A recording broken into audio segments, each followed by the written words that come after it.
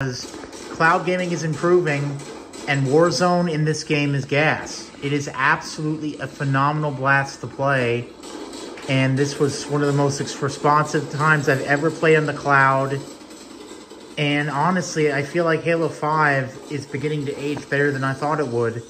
Nothing will fix Halo 5's abysmal campaign, okay? I hate the campaign in this game so much that this game could never, ever be an A game. Forget S, it's not going to happen. But I honestly think, looking back, I gave this game an F. I put it in a D and then F again. But having played Warzone and the massive variety of this game's sandbox dwarfs even Halo Infinite, and even earlier Halo games for that matter, and that and the incredible Forge this game laid the groundwork for infinite success with Forge, I have to give this game a C. And I'm going to make a revision on my Halo tier list once everything is up to par on my equipment and content creation setup, because I'm absolutely certain that I did not give this game a fair shake. In terms of the multiplayer only, the campaign in this game is balls. Don't bother with the campaign in this game, it's awful. But go straight to Warzone for an excellent experience. I don't like the microtransaction in this game. The rec packs were a very bad idea. There's definitely a pay-to-win flavor. The movement mechanics of Halo 5 are absolutely phenomenal. Like the clamber, the ground pounding, the charge these are things I actually miss a bit in Halo Infinite, which is still a vastly superior game to Halo 5, but Halo 5 has got some content left in it. And this game absolutely should be released on PC. Absolutely, Halo 5 should come to PC, because this game needs a field of view slider for 120 field of view or greater. Not to mention, Infinite could use a higher FOV than 120. And all the Halo games for that matter. Higher FOV is always better, no matter what. There should be an uncapped FOV. That's how good higher FOV is for the experience and speed of gameplay. And this game is extremely fast. Like, the action is non-stop. Every single weapon combo in this game is viable.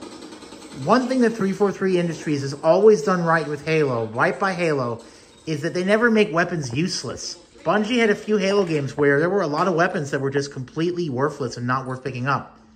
And in Halo 4, Halo 5, and Halo Infinite, every single combo is competitively viable. Every single combo can do serious damage, and that needs to continue. Halo needs buffs, never nerfs. Buffs, never nerfs. And this game, every single weapon combo feels lethal. Every single situation, because of the extreme movement ability, you always feel like you can fight whatever it comes against you.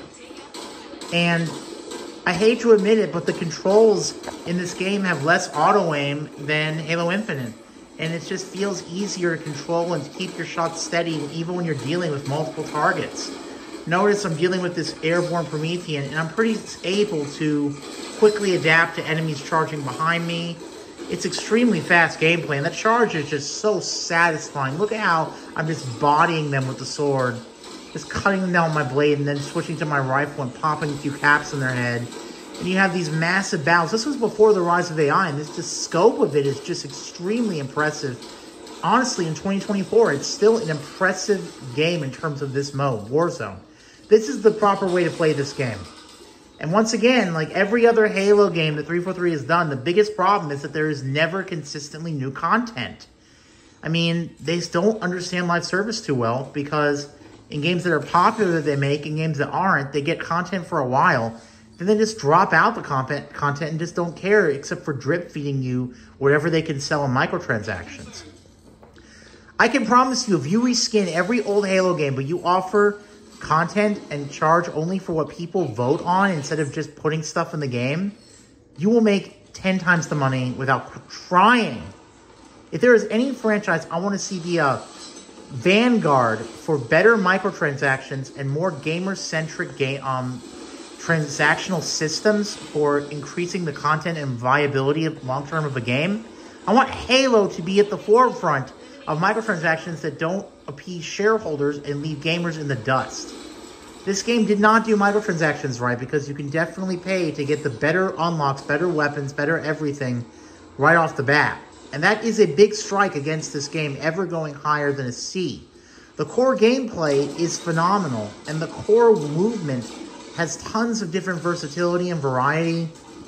I mean, look at how many different ways these enemies are moving about and how quickly I can keep up with them. Now, this Promethean actually managed to dodge all of my fuel rods and clean me up. He even cleans me up mid-swing. I mean, they definitely have a leg up on the AI front. Their AI is getting consistently better. It was okay in Halo 4, but Halo 5 and Halo Infinite really took the AI in Halo to a very different level. Because these enemies are relentless. I mean, it's not Bungie's level, let's just be real here. This game could never equate to that.